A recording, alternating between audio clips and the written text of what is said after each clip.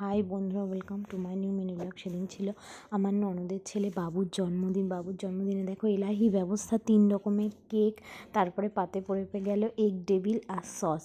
Egg devil দিয়ে আর সসে deep করে ডুবিয়ে খেতে বন্ধুরা সেই স্বাদ চরম মারাত্মক খেতে হয়েছিল বন্ধুরা। আর তারপরেই দেখো পাতে পড়ে গেল হচ্ছে তোমার ফ্রায়েড রাইস আর হচ্ছে চিকেন কষা। ফ্রায়েড রাইস দিয়ে চিকেন কষা দিয়ে খেতে সত্যি বন্ধুরা অসাধারণ অপূর্ব বন্ধুরা। দেখো কত করে ফ্রায়েড রাইস দিয়ে গেল। আর এদিকে যারা চিকেন খাচ্ছেন তাদেরকে মাছ এবং চিংড়ি মাছ।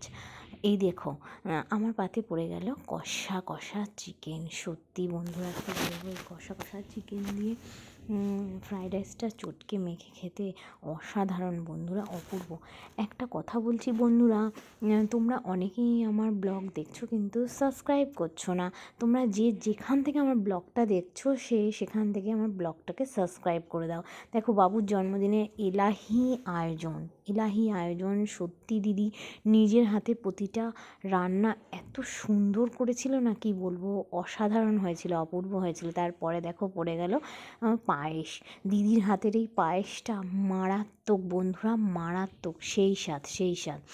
এই পায়েসটা সত্যি বন্ধুরা এত ভালো, চাটনি পাঁপড় আর পায়েস। তারপরে আর হচ্ছে মিষ্টি ছিল কিন্তু আমি স্কিপ করে গেছি, খেতে পারিনি।